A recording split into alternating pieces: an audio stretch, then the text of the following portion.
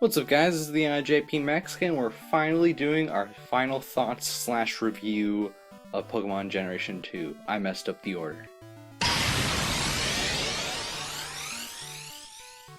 I was originally going to do this way later, but I just decided let's just get it done because otherwise we're going to take another half a year to get this done, so let's get it done. I picked the hottest month of the year to do this, not the hottest month, but one of the hottest months with very hot lights yet again, and I'm wearing a jacket. So I'm smart. This is what you see here, this is called dedication to the craft that is making YouTube videos. First thing I'd like to say before we start off, I just want to remind everybody that this is an RPG and I am reviewing it as such. I am not reviewing it through the lens of a competitive player. So keep that in mind while watching this review. So the first thing we're going to get into is comparing the old Pokemon from Generation 1 to the new Pokemon from Generation 2, the one we're reviewing right now. Now I said in my Generation 1 review that the original 151 are the best design out of the whole series, and I stand by that. I also said that Generation 3 came in second place and Generation 2 came in third, and again, I stand by that. Now there are some really cool designs in this generation, like these boys. Look at them. This one looks cool. That looks really cool. But then there's some other ones that are like these ones, which just aren't very appealing. Also, you added you had baby Pokemon, and they just kind of like take space. They're not bad. I mean, they look cute, but why though? We already had. It's, I don't know, dude. Like, why is Raichu the third evolution now? Now he just looks worse when you compare it to other third evolutions. Like, wait, why does Raichu suck? He's the third one. Why? It's because he's actually the second one, and then they just add a previous one afterwards, so he retroactively just looks worse than he should be, really. I would say Generation 2 feels kind of cohesive with Generation 1 in some aspects, but in some other aspects it feels kind of like it's leftovers. Which I believe is kind of true. I believe a lot of the designs that got into Generation 2 were leftovers from the first one. So you can kind of tell that some of these designs may have been like the rejects. I don't think there's any design that's abhorrent in any way, but Generation 1 is just better. Now again, a reminder that this review slash final thoughts is kind of oriented around the Let's Play we did. If you didn't watch the Let's Play, I don't blame you, it's a lot of parts. But since that is the case, I'm going to be mentioning our team for the Let's Play. We got a bunch of new boys in from last season. We got all Pokemon that are new to this generation. We tried to kind of mirror the two teams from the two generations. You could probably tell if you had half a brain, so, you know. I will say, though, that our original team, it was a bit better. Ariados just couldn't compete with Roach Commander. Just 2 kills in the Elite Four versus 4, you know? It's just twice as good. Just twice as good, guys. I wasn't as pleasantly surprised with this team when we compare it to Gen 1's team. They kind of performed sort of well in some instances, but I just didn't really feel the oomph that we did from the first Gen's team. So, if we're comparing the two, I would say Pokemon Blue's team's better than this one. But there is more members on this team. We did add 2 in the post-game stuff, which, I mean, they were okay, nothing special. Fake Seal had a funny name. That's about it, though. So I will say that Generation 1 is a lot more friendly when it comes to using weaker Pokemon than this generation. At least that's the way I felt about it. Alright, so in universe, it has been 3 years since Generation 1. And in those 3 years, we found 100 new Pokemon, which we already kind of went over, but you know. Why is this relevant? It's only relevant for a few story reasons. Team Rocket's back after 3 years, they mention it. I think Professor Oak mentions 3 years stuff. Yeah, not super relevant to anything, but just felt like mentioning. It's been 3 years, and it's interesting. This is really the only 2 generations that are directly connected, so it's something to note. So it's been 3 years, but we're no longer in Kanto. We're in Johto, which is slightly to the left of Kanto. It's a whole new world that's slightly to the left. Johto is very much a rural area, and Kanto is very much an urban area. Not necessarily the whole region is rural, but it's definitely the theme, especially when you compare it to Kanto directly. I would also say that Johto feels a lot more centralized. It feels, I mean, there's literally a circle in the map, as you can see, right here. Ooh, it's kind of like a little circle there. That's cool. There's no point in the game where you can't go back home from whenever place in the map you are, or any point of the game you are, rather. Which isn't the case in Gen 1. In Gen 1, you make the leap into Cerulean, and then you have to wait a few hours of gameplay until you can get back home. There's really no point like that in this game. I'm mentioning that just to, like, you know, hit home that it's very centralized. You can pretty much get anywhere from anywhere pretty quickly, which does make the map feel smaller than Kanto, kind of, but not necessarily in a bad way. Some people would say it's in a bad way. I wouldn't, though. I don't think it's a bad thing. There's a certain charm to Johto that Kanto doesn't have. When it comes to the layout, though, I think Kanto is still my favorite. I don't really know why. I just think I like it better. Also, the first time I played Generation 2, that's what I was thinking. I'm like, I don't like this layout compared to the last one. So maybe there's still some sort of like residue from like the very first time I played in my mind that makes me like Kanto more. But yeah, not a real objective argument on my behalf. Just saying, I think I kind of like Kanto a little bit better. But Johto is nice as well. Again, really charming. It's a great place. Go on vacation there. You'll love it. Alright, let's jump into gameplay. We have 8 gyms, just like in last generation. We have 8 gyms. New gym leaders and new gym types. First we have Falconer, which is the flying gym. Falconer has two Generation 1 Pokemon. I do not know why. I think it's stupid. They should have gave him a Hoot or something, you know, some Generation 2 Pokemon. The next gym leader after that is Bugsy. Bugsy is extremely forgettable. Bug type Pokemon gym. You kind of get it in the name. I don't understand why they gave him a Kakuna and a Metapod. It's really stupid. They really should have given Bugsy a Heracross, which is a new Pokemon to this generation, and maybe even a Pinsir or like a Beedrill or something. Not 2 borderline useless Pokemon and then a Scyther. You know, like that surprise Scyther that comes in isn't really like enough to justify the other 2 completely useless Pokemon on his team. So yeah, either fully evolve the 2 useless ones or just give them like new ones. There's no reason for this gym leader to have such a weak team. And if you don't want to change his team, then maybe you should have made him the first gym leader? Then it would have been a little more justified. Kind of. Then after that, we have the infamous Whitney. I think Whitney is perfectly fine. I don't think we would need to make any changes to her layout or anything like that. Some people would say, oh, she's way too difficult. No, she's the right amount of difficulty because the rest of the game is pretty easy. So that added challenge at the beginning is a welcome feature for me. Welcome. I like it. Next we have Solid Snake. Next we have Morty, and he is a ghost type gym. We'll get into ghost types in a few minutes, okay? I think Morty is perfectly fine the way he is. He is challenging. His Gengar will put you to sleep. He'll mean look you, and then he'll suck your dreams away. So you'll just be sitting there sleeping, getting your dreams sucked, and you can't even switch. I mean, it's not a very fair strategy. Competitive would ban it, but remember what I said at the beginning, we don't give 2 craps about competitive in this review, so yeah, good job, Morty. Leave him how he is. Unfortunately, the next 3 gym leaders are even more forgettable than Bugsy, almost. There is 3 of them, so I think they have that over Bugsy. Bugsy's just one person, the other 3 are 3 different people, so, you know, the odds are against him. We have Chuck. I don't remember what Chuck's team is. Here it is, though. That's disappointing. That's very disappointing. I don't even remember what it is, and I know it's disappointing. Look at that. Is that a gym leader's team? Nah, that's a random youngster Joey copycat's team that you'd find on Route whatever. That's not a gym leader's team. Unfortunately, Chuck is a little bit disappointing. I would have given him more Pokemon or just better Pokemon. Next we have Jasmine, the Steel type gym leader. Again, we'll get into new types later. Jasmine's gym is the most straightforward. It's literally just her and the guy who's like tells you stuff about you being the champ and making.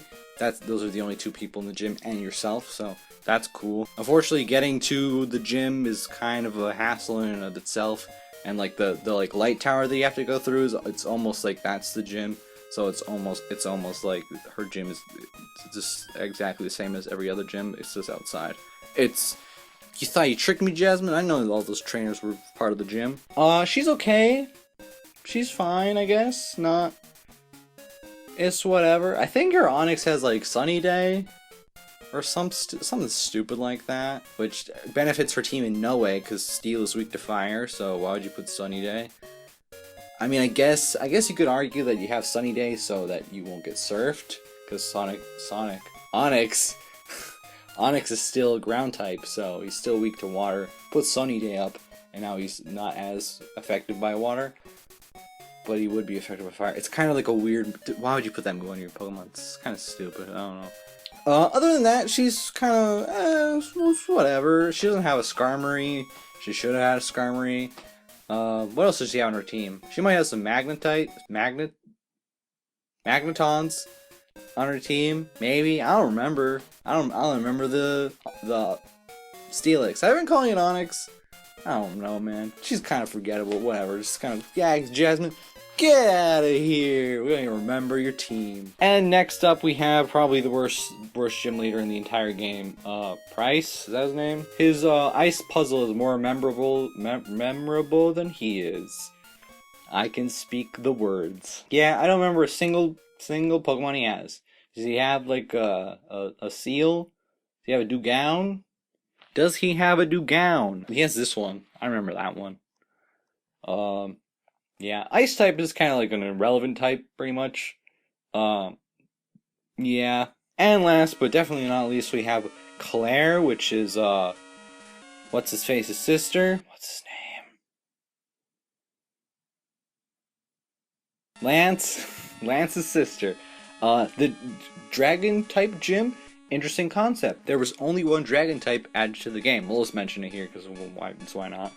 Only one dragon type, Kingdra. Kingdra's a cool Pokemon. It's part water, so it's not weak against ice types, so you have to fight it with a dragon type attack. Luckily, unlike in Generation 1, there's actually dragon type attacks that don't do set damage, that are actually like have base damage like every other attack, so you can actually be super effective against Kingdra with a dragon type attack, which is cool. We got Outrage and Dragon's Breath. Dragon's Breath does 60 base damage, and Outrage I think is 80. It might not be 80. It might be somewhere around there. I'm gonna say 80. Am I right?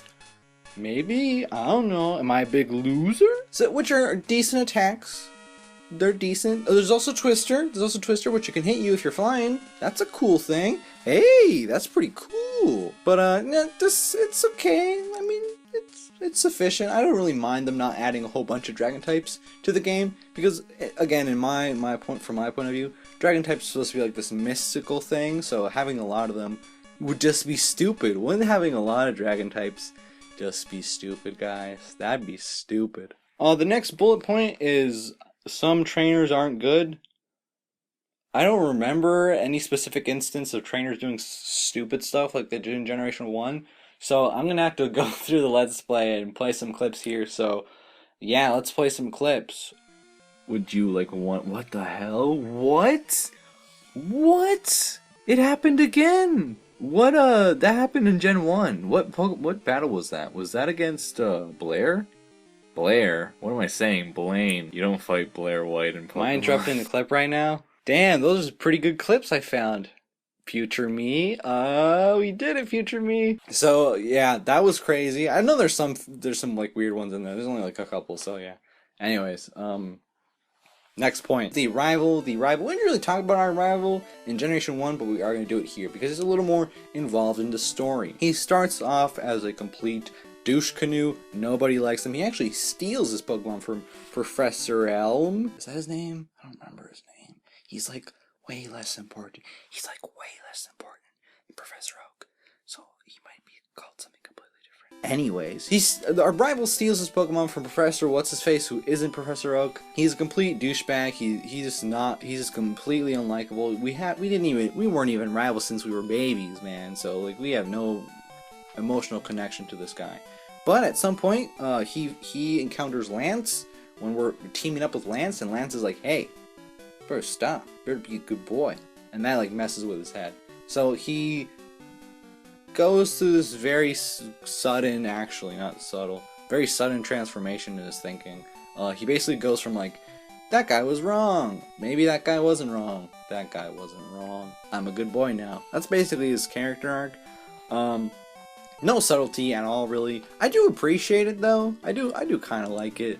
A little bit on paper, mostly I would say. You do get to rebattle him as many times as you want. Once you do all the story bits that you need to do. I think it's on like Wednesdays and Fridays. If you go to fight the Elite Four, he'll stop you and be like, "Hey, fight me before you go on, because I know I can beat you." And then you won't beat him, and he'll be like, "I'll keep trying," which is like nice. To even get to that point, you need to have him, you need to fight him enough times so he like goes through his little like, maybe I should be nice to my Pokemon thing. And the next time you fight him, he has a Crobat, which is cool because Crobat only evolves its happiness at max. So it basically means he treated his Pokemon right. So that's pretty cool. Little subtle story bits in there, which aren't said explicitly. I like that a lot. I also like being dry, which is unfortunately not an option because it's so hot today. Let's revisit bug-type Pokemon because we talked about it a lot in our last review, because last time we were using a bug-type Pokemon. We also used a bug-type Pokemon in this playthrough, like I mentioned previously. Did bug-type get any better? Is it still the worst type? It probably is still the worst type, which is like, fine, I guess. There were a few improvements. Like now we have Pokemon like Heracross, which I mean we did have Pokemon like these two boys. Remember these two boys? Yeah. I'm making it a pain to do this part of the video for my future self. Ooh, that's gonna be a pain to edit. But now we have Heracross, and Heracross is better because Heracross actually gets a bug type attack, so it's already just better than those two boys over there. And it's also a good bug attack, because its base power is 120. We have Mega Horn. The beast, the absolute psychic destroyer, is what I would say if it wasn't an exclusive move to Heracross, which is part fighting. Being part fighting makes him weak to psychic attacks. So why did you give this to Heracross only? Doesn't really make any sense if you're viewing it from like a balance standpoint. Just to give the best bug attack to one single bug Pokemon, which is part fighting, which is weak to the thing that bug is supposed to be good against. I bet they thought they were really clever with that. It's just kind of like, why though? He's still useful. He can still probably tank a few one psychic from Kadabra, and he probably hit Kadabra back with that horn attack, Mega Horn. Literally no other bug learns this move. It's a shame. But now there is this one move called Hidden Power, which is, it's weird how it works, but it can be like Hidden Power any type, so theoretically you can have a Beedrill now that has Hidden Power Bug with 70 base attack, so it actually has a decent bug type attack. Actually getting that to work is, yeah, good luck with that. I don't know, it's something to do with EVs and IVs. Screw that, dude. Any more bug? Well, we also got Pinsir, which is not only a new bug, also part steel. Now it is an evolution from one of the past boys, but it's still new, so it's still worthy. It's good. I like it. Bug's getting stronger compared to last gen at least. And then Pinsir didn't get anything, and will continue to not get anything basically until it gets a mega evolution. I don't think it gets anything until that, pretty much. That's like noteworthy. Yeah. Just go with Jasmine. So yeah, bug type, doing better. Still kind of in the trash though, but at least they're doing better from Gen 1. So good job, game makers. Next type we got to talk about is Ghost type. Ghost type, they added one new Ghost Pokemon, which is Mischievous. I can't tell you anything about Mischievous. I never used Mischievous. Doesn't seem very good. I never heard anything good about it, so why? They did add new ghost attacks like Shadow Ball, which is a really good move, so you know, at least they have moves now. Before it was Lick, and that was like the only damaging move, right? We're improving! Things are getting better! It's kind of hard to argue now that the ghost types are like supposed to be the spirits of the Pokemon, because now there's more than just one line, there's another one. So it's like, who's this one supposed to be? And it's like that argument kind of falls apart. It's kind of starts to not feel as RPG-esque as Generation 1 did. And now it just kind of feels like this is kind of a flaw, kind of. If you could have if it was like part of the line, and instead of evolving into Gengar, it evolved into that one, then I would like be like, okay, we're still trying to keep this thing functional, but now it just looks like you just added one ghost. Why? You should have added like 3 or 4. So we have 2 new types. We have Steel and Dark type. Now everybody will tell you that Steel and Dark type were directly added into the game to combat Psychic type. Now I've heard this everywhere. I've never actually seen any proof that that's the reason why they were there, and not just the consequence of them being added into the game. So I'm not going to say that that's the reason why they were added to combat Psychic, but I will say that the result of their action is it made Psychic a little weaker. Psychic's still the best type, but it's a little weaker now. Just a little bit. Steel type is resistant to Psychic, and Dark type is completely immune to it. There's only a handful of Dark types throughout the game. This bird, which isn't very useful. Umbreon, which is useful, but kind of hard to get, kind of. And also this Gojira, which is really cool Pokemon. I think those are the only 3, at least that come to mind immediately. Steel types, there's Steelix. Retroactively, they made the Magna's Steel and Skarmory, and I can't think of any others off the top of my head. Is that all of them?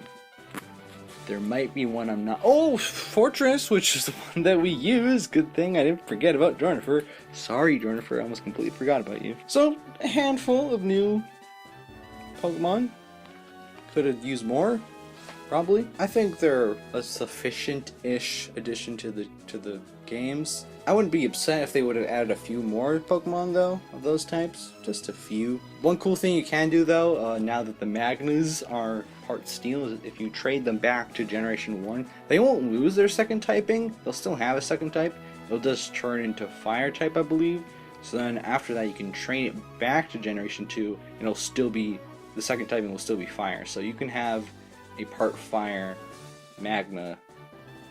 So that's pretty cool. I don't know how it's like useful, but I mean, I guess if people are like, I'm gonna shoot with fire, and that's like, I'm resistant to fire, dude. We still kind of have the problem from Generation 1 where the moves just aren't as good as they could be. We still have that kind of feeling that's going on. It's like, I mean, there was some few moves that we already mentioned, like Shadow Ball and Mega Horn and stuff like that, Outrage. But there's still sort of this feeling of Pokemon movesets could still be better, you know? So that's like one area where the game doesn't really improve. It does a little bit, but not enough. For example, Heracross, which we mentioned before, he does have Mega Horn, but ask anybody else and they'll tell you that he has a very bad moveset. He only has like a few fighting type moves. I know he has Reversal, which is based on like how much damage you already have, so it's kind of like almost not useful, or at least that useful. He also has Counter, and I think that's kind of it for fighting type moves. We also have TMs just like last time, but the TMs in this game aren't as useful, I would say. I don't think the moves are as powerful as they were in Generation 1. Now, why is that? I believe, and many others believe, that the reason why this is the case is because they wanted to promote breeding Pokemon, their new mechanic, into the game. Breeding Pokemon is really cool. Now you can just make almost essentially clones of Pokemon. Now you don't have to just have one starter per cart. You can have 1,000,000 starters per cart. So that's a really cool thing. You can also use breeding to give certain Pokemon certain moves that they normally wouldn't have, which is what we did with Erdrick. He wouldn't naturally have Drill Peck, but we breeded him in order for him to have Drill Peck. So, good thing. It's cool. It is kind of tedious though. It's definitely helpful for competitive, or if you're just kind of like casually battling with your friends. It's pretty cool. There's nothing really in the main game that kind of forces you to breed, so you could basically just completely skip the mechanic, but you shouldn't, because you get a lot of cool moves on cool Pokemon that you otherwise couldn't. Alright, let's move on to the Elite Four. We actually are not forgetting them in the main section. They're here to stay, buckaroos. The Elite Four, in comparison to Generation 1, I think are kind of a downgrade. Just straight off the bat, their levels are lower, so that's, like, objectively, like, they're worse than the first gens. Elite Four. I don't feel the need to grind up until level 50 before fighting them. We have, I think the first guy's name is Will. He's a Psychic Elite Four member. Why doesn't he have a Kadabra or an Espeon? I don't know. Really should have done that. He has the two Johto? Oh, that's what they're called. He has two Johto. Why does he have two? Should have just had one. Koga, which used to be a gym leader back in Generation 1, is now an Elite Four member, which is pretty cool. It's been 3 years, guys, and there's change that's happening around us. I like it. As an Elite Four member, he's kind of whatever. Not super, whatever. He has an Ariados. So it's like, why do you have an Ariados? Why? Ariados isn't that good of a Pokemon. Bruno is the technically only returning member of the Elite Four. He's just about as impressive as he was in Generation 1, which is to say, just not really. Karen, that's her name. She is the Dark type lady. She doesn't have a Tyranitar, but she really should. Her Umbreon is legitimately difficult to beat because Umbreon is legitimately a good Pokemon, so that's like the one Pokemon in her team that actually is like, ooh, this is kind of hard to beat. I don't even remember how we beat him. Let's replay that moment, how we beat him.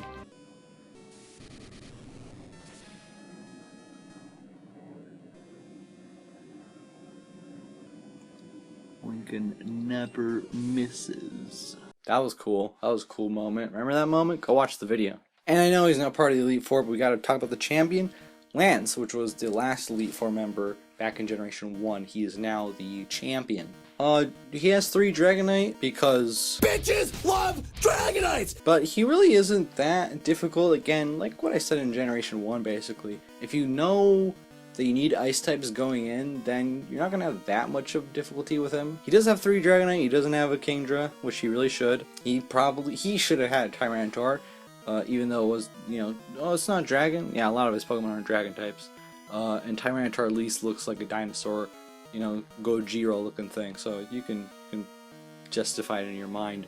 And then the game ends, and then we get to put our Pokemon into the Hall of Fame, and then the game's over, right? Wrong, you've been bamboozled. There's actually a post-game in this game, which isn't just literally going and fighting Mewtwo. You actually get to go back to Kanto, which you actually get to go back to Kanto before you fight the Elite Four. You actually get to explore the rest of Kanto after you beat the Elite Four, which I think is the coolest thing ever. I don't get why people, criticize this game for having a weak post-game, because it's the coolest post-game. You get to go back to an old region. Now yes, in this game it's not a one-to-one recreation, because there were still limitations within the Game Boy cart, but it's still done pretty well. They do get rid of all the caves, basically, all the dungeons basically, which is it's okay, it's not that big of a deal, I don't think. And all the gym leaders come back. There's actually a few new gym leaders, for example, Koga's sister, I don't remember what her name is. It's something with J, it's not Jasmine, and it's right there on screen. And we also get our rival from the first game as the last gym leader, which I think is super dope. He's the only gym leader that doesn't have a set theme, which I think is amazing, and he's legitimately the hardest gym leader in the entire game. As for the rest of the gym leaders, they're okay, they're not super challenging. It is cool to see how their teams have changed over the course of 3 years. Yeah, Brock has this Pokemon, which makes sense because it's Rock type. That's cool. Variety, that's what I wanted from the rest of the gym leaders. So all in all, I think having Kanto in the game is a complete net positive. I like it a lot. The only thing I would complain about is the level difference going from the Elite Four to Kanto, which is something we noticed in the Let's Play. It's very lower when you compare the two, and it's kind of why though? This is post-game stuff, it should be at least the lowest level of the Elite Four Pokemon. That's what it should be. You know what I mean? I somehow completely forgot about Trainer Red, which is a shame because I think he is the thing that makes Gen 2's post-game just so amazing. For those of you who don't know, Trainer Red is you from Generation 1. He is the protagonist from the first game. And the fact that you can fight him is very, very interesting. In order to actually fight him, you need to get all the gym badges in Kanto and then go and talk to Professor Oak, and then he'll give you access to Mount Silver. and then after traversing the cave, you will be able to fight Red. Red is the most difficult battle in the entire game, I think. I believe it's fair to say he's the most difficult battle in the entire game. He definitely has the highest level Pokemon in the game. 81 Pikachu, that's insane. Now a lot of people will say that you need to grind a lot before facing Red. This is a complete falsehood. We beat Red while being in our early 50s with the team that we had, which again, it wasn't that great of a team. There's definitely better options out there for team construction.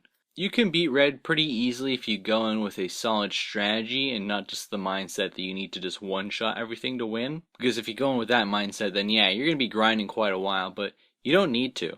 It's a lot more fulfilling if you if you actually use strategy. Now, a few people have pointed out that Gen 2 doesn't really encourage this, and that is completely true.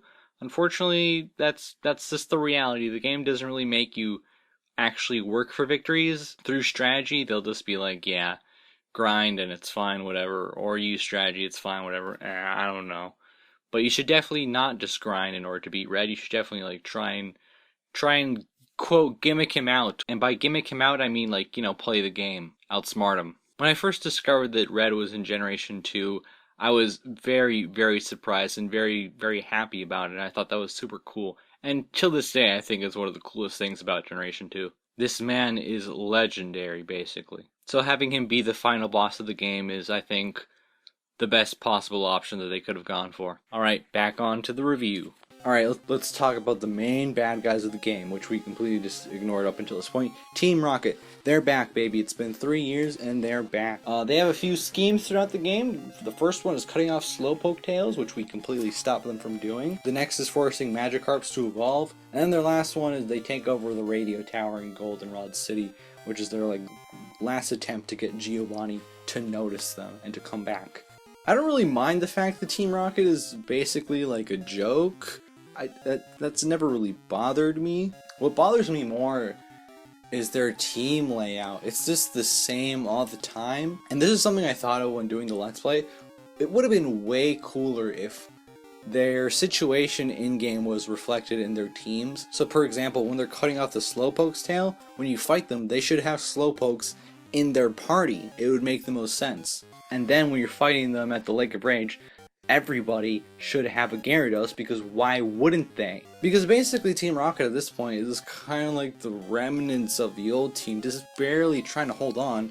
So wouldn't it make sense that they would have lost all the Pokemon they previously had and would basically have to live off the land when it comes to Pokemon? Having Pokemon that are in the region you fight them in, because they just freshly caught it because they're just barely getting by. That would have been way cooler than having to see a Rattata and an Exploding Boy for the 17th billionth time. So repetitive, and I think my idea would have been way better. Could have been pulled off on a Game Boy cart. Maybe there just wasn't enough space to have all those different team layouts. I don't know. I'm gonna say yes, though. I'm gonna say yes, and they just didn't think about it because I'm smarter than people who actually made games before. This is a joke, by the way. You ever seen American History X? Well, what about Cantonian History R, huh? I thought of that joke 2 days ago. So yeah, I don't really mind them being pathetic and basically not having much effect on the plot. I would just like to see more variety in their team, which is almost my biggest criticism of this whole game up until this point. Now, it might seem that I'm criticizing the game just a little bit too much, or it might seem like I don't really like this game very much because I keep on criticizing it and only bringing up a few positive things, or at least that's how I feel.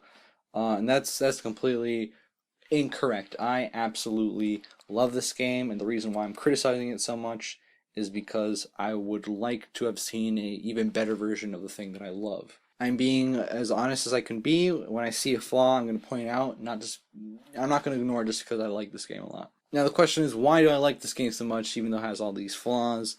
And that is basically because of the RPG elements in this game. I will say it one more time for the people in the back who didn't hear me. This is an RPG. This is not a competitive battling experience. This is a single RPG player adventure. Remember that bit from the first review? Yeah, we brought it back for you boys. I'll look out for my subscribers. All jokes aside though, it's true. This isn't a competitive battling game. It kind of turned into that retroactively. This is a role-playing game. emphasis on the role play. Role playing is basically the adult form of playing make believe. Yeah, so that's basically what you do in this game. I really like this game because there's a story, but it's almost like a skeleton story. There's a lot of empty stuff that you can fill in by yourself with your imagination by role playing. For example, there's nothing in the game that dictates that I have to have a character named Ian who is that's main character like function is to be a complete loser and miss all the time. There's nothing in the game that like directly dictates that to me. That's an experience that I've had on my own basically, and it's one that I could have completely like ignored as well if I wasn't like role playing while doing the Let's Play. Same thing with Lincoln, the man with the fist that never misses except when he does. Those are both like role play-y things that happen to us in the Let's Play that could have happened even if there was a more strong story, but I think that can happen easier with like the kind of skeleton story structure that I mentioned. What do I mean by skeleton story structure? I didn't really explain that well, I guess. What I mean is there's story points, but they're not necessarily directly connected in a strong way. So again, the cutting off the slowpoke stuff doesn't really directly correlate to anything that you do after that necessarily, even to the Team Rocket stuff itself. It's just kind of there. It's just kind of like, it's almost like a bullet points to happen, and you're supposed to like fill in the rest of the stuff with your role-playing imagination adventure stuff. Now I know a lot of people will listen to me say that and say, well, that's lame. Well, my response is, then you don't want to play an RPG, you want to play a different game. I don't remember the guy who coined this term. I don't remember his name. I think his name is like Elite RPG. He does videos on tabletop RPGs, but he basically pointed this out to me. There's a difference between role-playing, like roll, and role-playing like rolling the dice. And he says a lot of people role-playing, which is just to say they don't get into the role of the character, they just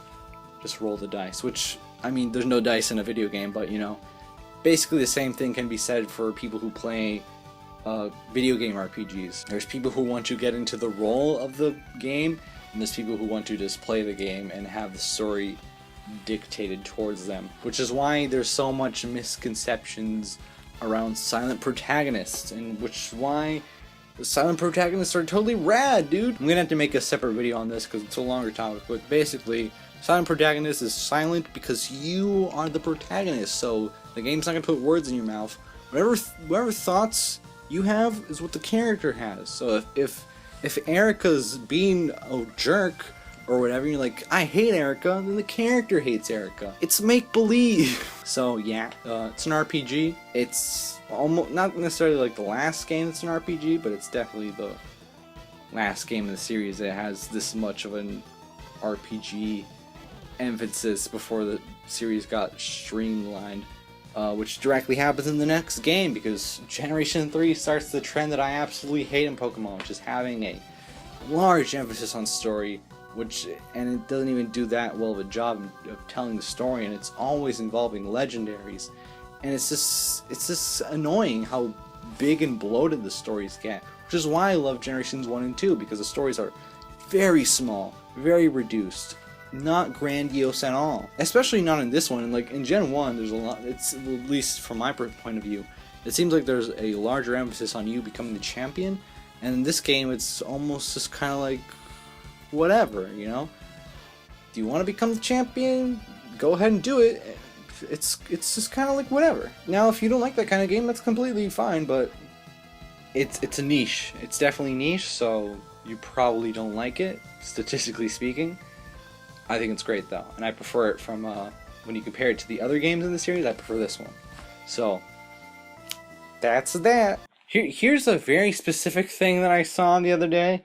It almost has nothing to do with this review, but I want to include it anyways. Unknown worst Pokemon of all time, completely. This had so much potential. Ooh, look at that. We have somebody saying that something has so much potential. Guess what's going to happen? Well, I'm going to tell you what's going to happen. The same thing that happens every time somebody says something has so much potential. They go on and don't say what the potential is. What's the potential, guy? Okay. We have... It's an interesting concept. Okay. It's an interesting design. You could have like a swarm of unknown or some shit. But this is just garbage. That's it? Just okay. garbage, right? Yeah, I'm gonna coin an IJP law. You know how Newton has a few laws of his own? Here's the first IJP Mexican law. Whenever somebody says that something has a lot of potential, they don't actually even know what that even means. I bet there's a better way to like frame that, but yeah, shut the fuck up. So this is something that I said I was going to bring up in this video back in the Generation 1 review. Do you guys remember? Let's play the clip, in case you forgot. But I think I'm going to bring it up in the Gen 2 video if I ever make that. Which is, you can't get... It takes like too long to get certain Pokemon. You can't get them at any point, you have to wait. And some Pokemon are like more needed in certain areas than in others. That was a pretty cool clip, not being able to access certain Pokemon until certain points in the game. That's actually not true. You can actually access pretty much any Pokemon in the game at any single point of the game that you are at. Except for like the very beginning.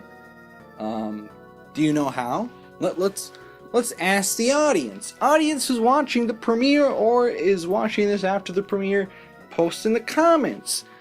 How do you get any Pokemon you want at any point of the game? Is it A, by cheating? Is it B, by going to Mount Moon? Or is it C, by trading? Post in the live, not live, but post in the premiere chat. And if you already watched this video after the premiere, post down in the comments. Which one is it? I'm giving you guys 30 seconds. Which one is it? I'm not going to give you guys 30 seconds. It's C. It's C. It's literally the reason why this game was made on the Game Boy was because of its connecting cable. Link cable, that's the name of the cable. Because of its link cable, because they wanted to trade stuff. You can trade any single Pokemon at any point in time, and actually trading is even easier in Generation 2 because you can breed eggs and then trade the eggs, so then you don't even have to worry about what level are the traded Pokemon thing is. Because if you didn't know, if certain Pokemon are too high of a level and you don't have enough badges, they'll just disobey you. That's not the case if you get traded an egg and it hatches in your game, because then its trainer ID is your ID, so it'll always obey you. So yeah, you can't get a Houndour until post-game. Well, if you have a buddy who's already beat the game a few times, then he can trade you any Pokemon you want. Yeah, so this criticism, it's not real. It's almost kind of empty. It just seems like people forget that you can trade in this game when they review this game because they play it by themselves, when this game is really meant to be played with other people. Now I know it's a lot harder to do that nowadays because the games are really old and there's newer Pokemon games out there that people are most likely playing over this one. But these games were made with that in mind, that you're going to be playing with other people and trading, which is why I really pushed for my friends to play this game with me while I was doing the review, so we could get some trades in there and so we could get some battles as well, which, you know, aren't part of the main series but are on the channel. Go check them out, they're really cool videos. Hopefully we'll battle John pretty soon.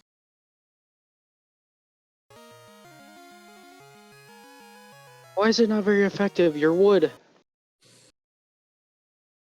John. Okay, but it's a stick. Why is fire not effective? John, you fell for the pseudo-wudo trap. Unironically. Yeah, I don't know what that means. You guys are nerds. Neither do I. It's a stick. Why was it not weak to fire? We'll talk about it after. So yeah, that's a complete like staple of the series that people just kind of like forget about, the trading. Like you can trade any Pokemon anytime. Here's a similar complaint I found while editing this video. Gen 2 has fundamentally bad game design.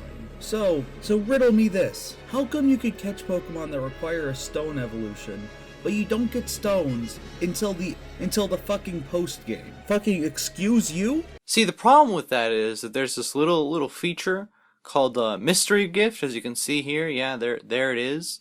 And you can get mystery gift once you get to Goldenrod City. If you talk to the little girl in the big mart, you know, the big Walmart looking thing. Yeah, you can talk to her, and then you unlock the feature. And hey, look at these things right there. Things that you can get by doing mystery gift with people. Huh? That's interesting. It's almost like what he said was objectively wrong. It seems obvious to me. Alright, so this is the end, basically. There's probably more stuff I could have mentioned. I could have mentioned Kurt's custom balls and stuff. I could have mentioned some glitches. I guess I could have mentioned the Legendaries here. Let's mention the Legendaries real quick. Legendaries from Generation 1, super dope. Legendaries from Generation 2, the two birds look cool, the beasts look okay, and Celebi totally sucks. Mew is totally better than Celebi. I also don't like how hard it is to find these boys. But, well, at least, I only dislike it because of the Let's Play. If I didn't have to do it for the Let's Play, I wouldn't even care. It was supposed to be something special. But if you're actually going out and hunting them, they're hard to get, it's annoying, but they were meant to be hunted down the way I did it for the Let's Play. So, anyways, is there anything else I need to mention? I don't think so. I think that's actually it. There's a lot more things I could bring up in this review, but this video's gone on long enough. But the last thing I would like to say is that if you've used Pokemon Stadium 2 as a second post-game to Gen 2, it makes the game like 10 times more fun. So go check that game out as well. It's a nice challenge. I'm not going to be playing Generation 3. I don't think ever for this channel, just because I don't really like Generation 3 that much, and I haven't played anything past Generation 3.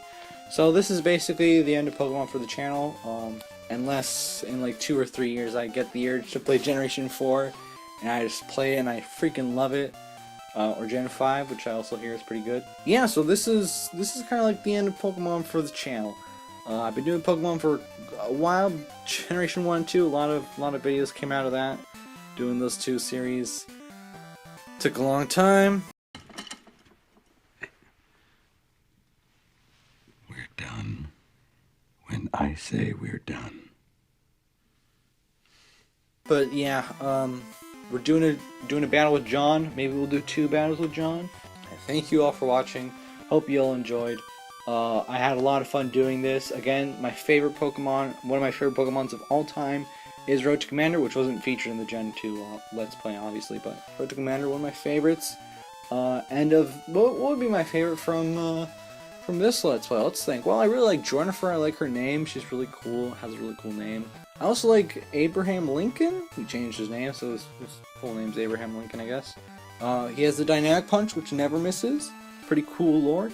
Ian, always missed. Always missed. I don't know what else to say. I think that's pretty much it. Go play Generation 2. It's really good. Go play Crystal. It has animations.